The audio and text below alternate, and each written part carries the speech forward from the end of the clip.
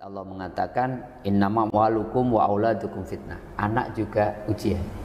Oleh karenanya Galaska ini ujian bagi kakeknya, baik dari pihak Vanessa maupun dari pihak Bibi. Ayo kemudian ambil kesempatan ujian berat untuk merawat dalam konteks hadonah Galaska itu, berikan yang terbaik.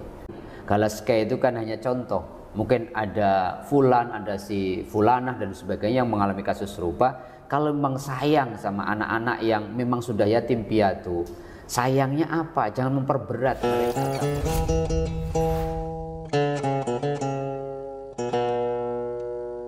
Assalamualaikum warahmatullahi wabarakatuh. Berjumpa kembali di channel Tauhid Cinta. Kali ini kita akan membahas mengenai hak asuh anak ketika kedua orang tuanya sudah meninggal, entah itu karena kecelakaan atau sakit dan lain sebagainya, seperti yang terjadi pada kasus Vanessa Angel dan Bibi Ardiansa yang keduanya meninggal dunia lantaran kecelakaan di sebuah jalan tol.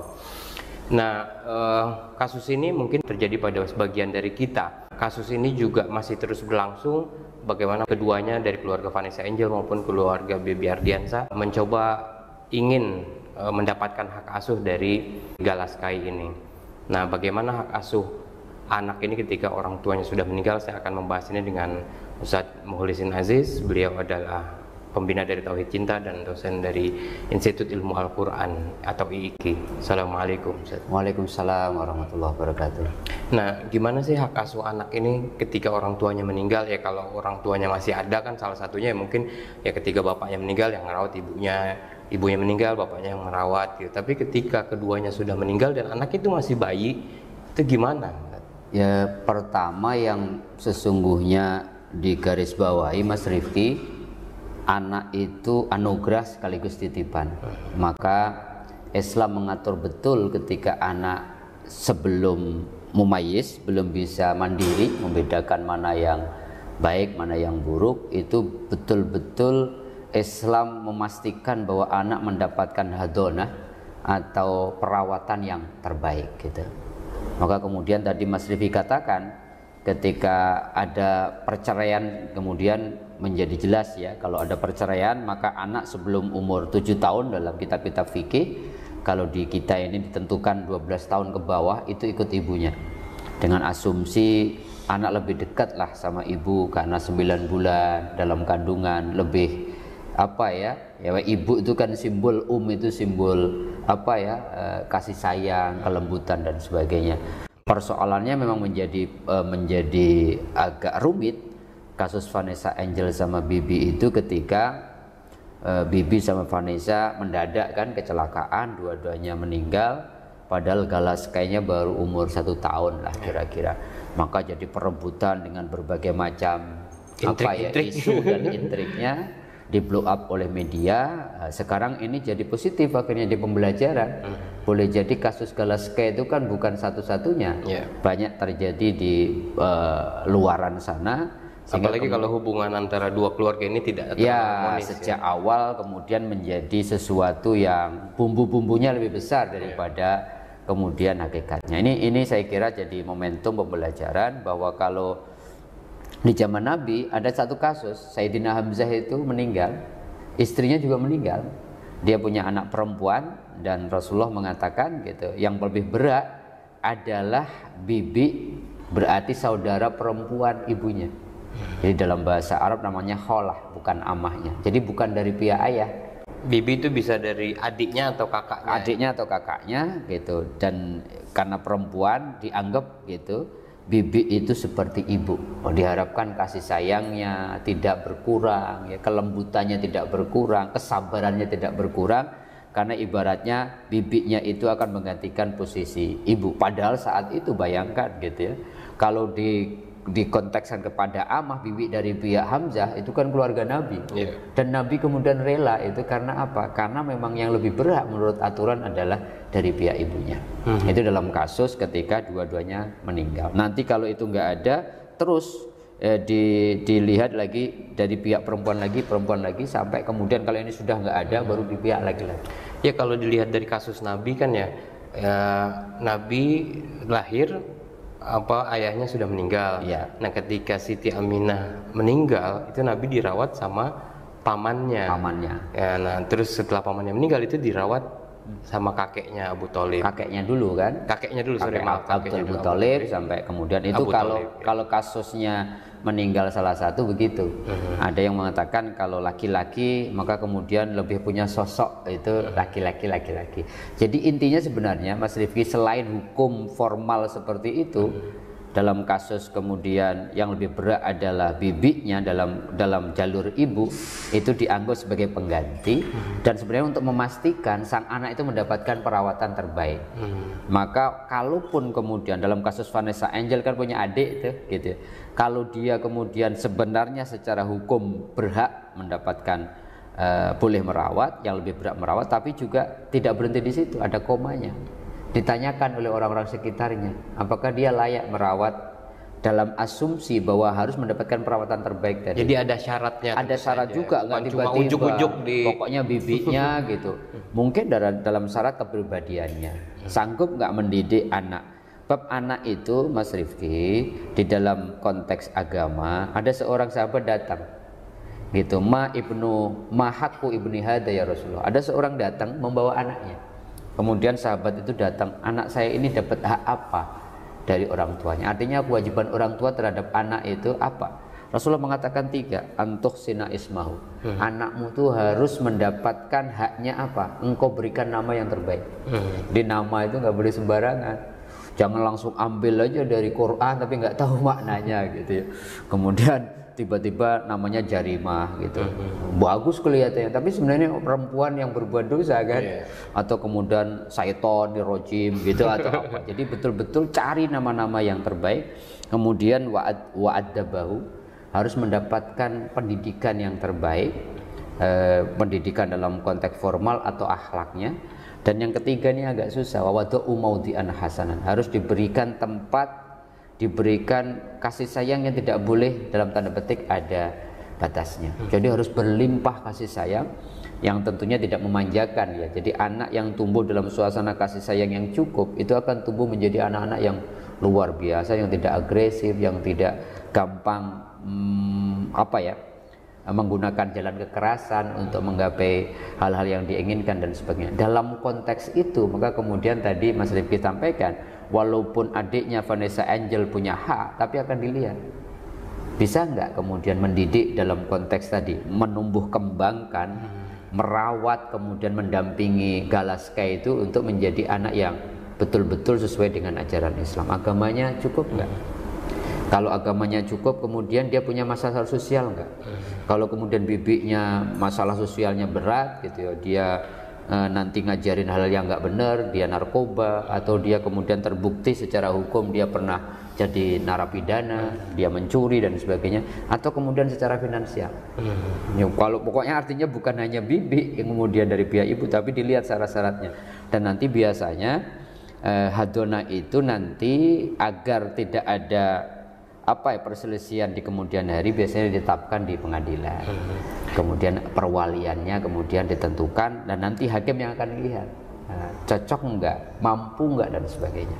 Jadi betul-betul ada cross check ya dari perilakunya, dari kasih sayangnya. Tujuan utamanya apa, Mas Rifi? Tujuan utamanya adalah anak ini tumbuh kembang dalam suasana yang dikehendaki seperti ketika dia punya ayah maupun ibu kandungnya. Dan itu yang menentukan semua pengadilan. Ya, pengadilan. Dan kalau kemudian idealnya kemudian pengadilan itu kan kayak semacam hukum formalnya, tapi sesungguhnya lingkungannya tahu betul itu gitu. Ini layak enggak? Wong kemudian kehidupannya aja sebelumnya nggak pernah nengok, tiba-tiba kemudian karena satu dan hal misalkan kemudian ada motif-motif yang bersifat duniawi gitu. Wah, ini anak kemudian warisannya banyak nih, orang rebutan. Kayak gitu itu kan orang tahu sekarang gampang sekali. Pengadilan itu kan kemudian mendengarkan saksi-saksi. Nah, saksi-saksi itu sebenarnya yang menentukan. Hakim kan nggak mungkin langsung terjun ke lapangan. Maka saksi-saksi itu diharapkan saksi-saksi yang jujur, sehingga kemudian secara objektif menyatakan bahwa orang yang berhak mendapatkan hadonah atau perawatan itu layak, siap, atau kemudian berhak untuk mendapatkan haknya karena dia layak untuk itu. Ya kalaupun salah satu mendapat hak asuh dari anak, ya misalkan dari bibinya atau orang tuanya Vanessa, atau misalkan bibinya atau orang tuanya dari Bibi Ardiansyah ini, itu kan tetap mereka bisa saling mengunjungi gitu ya, tidak menutup kemungkinan bahwa mereka ditutup gitu loh untuk bisa. Sangat justru yang terbaik anak-anak ini mendapatkan dari dua-duanya, mendapatkan tadi wawadhu maudhi'an hasanan, mendapatkan limpahan kasih sayang dari dua belah pihak, karena unsur-unsur ayah, unsur ibu itu kalau tergabung. Kenapa ada ayah ada ibu itu kan bisa tergantikan. Ayah itu mengajarkan sosok ketegasannya, sosok tegarnya, sosok kemudian survivalnya. Ibu mengajarkan sosok yang lemah lembutnya, cinta, kasih sayangnya. Kalau ini digabung, anak menjadi tumbuh dalam suasana apa ya? Kira-kira kalau kasih sayang terlalu besar jadi lembek gitu. Tapi kalau terlalu tegas jadi kasar. Jadi gimana kemudian menarik garis tengah anak ini dapat sisi feminim dari ibunya, tapi sisi maskulin dari ayahnya, sehingga kemudian terlahir walaupun galas kayak itu laki-laki, dia tegas, dia tanggung jawab, dia survival, tapi pada titik yang lain kelembutan hatinya muncul, akhlak mulianya terrefleksi, dan itu akan sangat ditentukan. Ini Galaske ini baru setahun itu ibarat kertas putih. Yang mau kenapa Hadonah menjadi penting, nanti akan melukis Galaske itu seperti apa kan orang yang merawat. Jadi kalau hari ini kemudian mohon maaf ya, kalau kedua belah pihak malah berantem gitu, Galaske itu bisa merespon itu semua, malah dia bingung, mendapatkan Hadonah yang tidak maksimal. Mestinya dia dapat dua dari pihak kakeknya, dari ayahnya maupun dari ibunya, dia mendapatkan salah satu gara satu kondisi, malah dia tidak sempurna. Artinya kalau cinta sayang sama Galaske, maka kemudian dirundingkan gitu ya, bermusyawarah. Islam selalu mengedepankan itu, karena kan anak itu selain mendapatkan hak Hadonah, hak perawatan, menurut Syekh Wahbah Az-Zuhaili dalam buku Al-Fiqhul Islam wa Adillatuh itu ada 4 lagi haknya. Hak nasab, dia harus jelas nasabnya.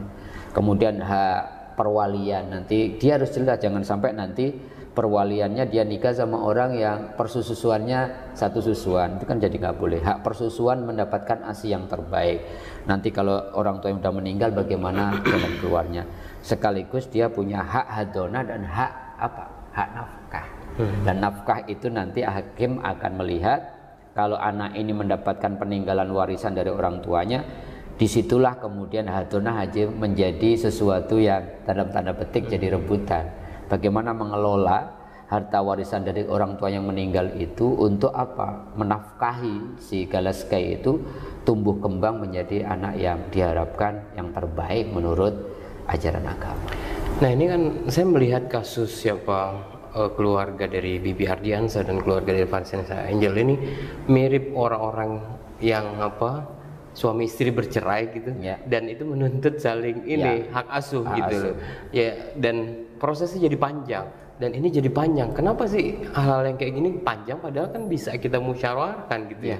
Ya jangan-jangan ada sesuatu yang memang tujuan tertentu yang kita nggak tahu, Allahu a'lam. Ya oleh karenanya, karena manusia itu kan kalau nggak ada hukum tegas dari Al-Quran, dari Sunnah kan depend sama manusia kan agak repot Mas Rifki. Oleh karenanya tadi hukumnya harus dijelaskan dulu. Kalau kasusnya Vanessa Angel sama Bibi itu karena dua-duanya meninggal, maka yang berhak menurut hukum kasus Sayyidina Hamzah itu Bibi dari pihak perempuan, adiknya Vanessa yang kita tahu. Tetapi ada faktor-faktor yang lain yang tentu juga diperhatikan gitu ya. Bagaimana tadi kondisi agamanya, kondisi sosialnya, kondisi keuangannya dan sebagainya.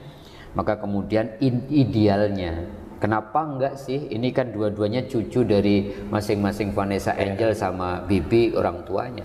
Kenapa enggak berembuk? Kalau sayang kemudian kenapa enggak mengedepankan ayo kita rawat bareng-bareng, tinggal nanti kemudian dalam tanda petik ya perjanjian siapa yang longgar, sehingga kemudian betul-betul Galaske itu mendapatkan limpahan kasih sayang sekaligus Hadonah yang terbaik. Kalau kasusnya kemudian berlarut-larut dibumbui oleh oleh intrik, dibumbui oleh media dan sebagainya, kepentingan tertentu, kepentingan yang kita nggak tahu ya secara objektifnya, Maka yang dirugikan siapa? Ngomong Galaskai tapi kemudian berlarut-larut ini Galaskai tumbuh kembang dalam suasana nggak nyaman, dan itu terekam dalam memori dia, dan itu malah menjadi trauma nanti ke depannya. Ya bahkan hingga jadi minta tes DNA, bahwa ini bukan dari apa namanya sempat mau diculik gitu ya dan sebagainya. Itu kan kasihan ya. Sementara dia kehilangan ibunya sama ayahnya aja itu traumanya kan lama gitu. Apalagi kemudian setiap hari dibumbui dengan, ya pasti dia terblow up oleh media. Nanti dia bayangin kalau itu jejak digitalnya kemudian nggak akan pernah bisa dihapus. Dia semakin tumbuh dewasa, dia akan lihat, oh dulu saya begini ya, dan itu kasihan menurut saya. Kalau sayang sama Galaskai, dirawat yang benar, berikan kasih sayang yang sempurna dalam arti dua belah pihak. Ayo bareng-bareng ngasuh gitu. Jangan kemudian mengasuh untuk kepentingan yang ngasuh, tapi mengasuh demi memang tumbuh kembangnya Galaskai. Ini menjadi refleksi kita bersama ya bahwa ya kejadian-kejadian ini bukan cuma terjadi di Galaskai, tapi mungkin orang tua yang sudah bercerai, mungkin juga orang yang single parent gitu segala macam. Nah ini ya bahwa dalam Islam luar biasa ya, anak-anak itu punya hak-hak yang harus kita penuhi. Jangan-jangan walaupun kita masih lengkap gitu punya orang tua, apa namanya ayah dan ibu gitu, tapi jangan-jangan kita yang sudah punya anak belum memberikan hak-hak anak itu kepada mereka. Persis gitu ya. Itu refleksi saya kira ya. Artinya pertama begini, kita bersyukur ya, bersyukurlah wahai anak-anakku yang masih punya orang tua yang lengkap. Itu dari konteks itu anak-anak diajarkan ini refleksi syukur ya, ayo masih punya orang tua yang mau mendidik, merawat dengan keikhlasan. Tapi juga refleksi dari orang tua, bertanya kepada diri kita masing-masing, sudahkah kita sebagaimana hadis Nabi yang saya sampaikan tadi, haknya anak yang merupakan kewajiban orang tua sudah kita berikan. Mungkin kita sudah berikan nama terbaik bahkan berapa bulan sebelum anak kita lahir, tapi apakah sudah kita didik dengan pendidikan yang terbaik, adab yang terbaik, akhlak terbaik, kita berikan fondasi agama yang terbaik, ataukah sudah kita berikan kasih sayang yang wujudnya bukan sekedar memeluk dan sebagainya. Kasih sayang kan wujudnya memberikan apa ya, kayak kesempatan tumbuh kembang yang kondusif di rumah, itu kan bagian dari wujud kasih sayang. Kenapa Mas Rifki kemudian Rasulullah mengatakan ana wa kafilul yatim, saya dan orang yang merawat anak yatim. Itu kan pesannya bukan orang yang memberikan sumbangan kepada panti asuhan. Kenapa Rasulullah mengatakan khairul buyut, dan sebaik-baik rumah itu yang di dalamnya ada anak yatim yang dimuliakan? Karena anak yatim itu membutuhkan sosok ganti dari ayahnya yang meninggal, bukan saja fisiknya. Tetapi diharapkan kemudian, kenapa Rasulullah mengatakan hendaknya masing-masing keluarga itu akan menjadi mulia kalau di dalamnya ada anak yatim atau piatu. Karena apa? Di situ dia bisa hadona, dia bisa merawat, tapi juga memberikan sesuatu yang hilang. Kalau anak yatim berarti dia dapat ayah dari yang hadonah itu, yang merawatnya, oh sosok ayah itu begini, sehingga tumbuh kembangnya menjadi sempurna. Kalau dia piatu, kemudian dia dirawat dalam satu rumah, kemudian diangkat, diadopsi menjadi anak, dia dapat sosok ibu, oh lengkap perjuangan apa tumbuh kembangnya. Kalau enggak, nanti tumbuh kembangnya menjadi tergantung, dia heavy terlalu. Kalau ayahnya saja yang merawat, apa yang jadi keras, atau kemudian dia kelembutannya nggak dapat gitu, atau terlalu ke ibunya, kemudian sosok ayahnya hilang. Maka kemudian ayah dan ibu itu harus bekerja sama, bagaimana menampilkan yang terbaik, memberikan terbaik pada sisi-sisi yang nature-nya memang ayah dan ibu kan berbeda, sehingga memberikan ruang-ruang yang kosong kepada anak, dari ayah dapat, dari ibu dapat. Dia tumbuh kembang menjadi anak yang kayak semacam dua-duanya mendapat perspektif lah, sehingga tidak terlalu feminim juga tidak terlalu maskulin, karena di masing-masing orang kan sesungguhnya dua karakter itu muncul. Oke, terakhir Pak Ustadz, apa pesan dari Ustadz Mukhlisin ya terhadap mereka yang masih menghadapi permasalahan seperti ini, seperti Galaskai ini, yang tarik-menarik hak asuh ini, bagi orang tua yang sedang mengalaminya, yang mulai proses cerai atau sejenisnya lah? Ya, pertama, siapapun yang diberikan amanah seorang putra atau putri, itu anugerah sekaligus amanah dari Allah. Tetapi ingat Allah mengatakan innama walukum wa amwalukum wa auladukum fitnah. Anak juga ujian. Oleh karenanya Galaska ini ujian bagi kakeknya, baik dari pihak Vanessa maupun dari pihak Bibi. Oleh karenanya ayo kemudian ambil kesempatan ujian berat untuk merawat dalam konteks hadonah Galaska itu, berikan yang terbaik. Jangan kemudian malah kemudian dengan asumsi, dengan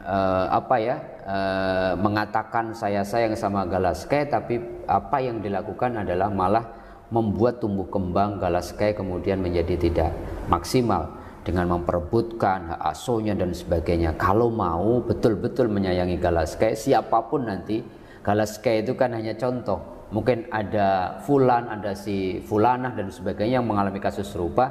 Kalau memang sayang sama anak-anak yang memang sudah yatim piatu, sayangnya apa? Jangan memperberat mereka, tapi berilah ruang yang kondusif untuk Galaska dan siapapun yang mengalami kasus serupa tumbuh kembang dalam suasana yang layaknya orang punya orang tua. Gantikan sosok Bibi, gantikan sosok Vanessa. Di dalam konteks keluarga berdua bisa berkumpul, bermusyawarah gitu, sehingga kemudian tidak ngotot-ngototan, sehingga yang terjadi wallahi demi Allah yang dirugikan adalah sang anak yang kemudian malah traumatik, malah tidak mendapatkan suasana tumbuh kembang yang kondusif, dan nanti demi Allah itu menjadi pertanggungjawaban bagi orang yang diamanahi oleh anak yang ditinggal wafat oleh kedua orang tuanya.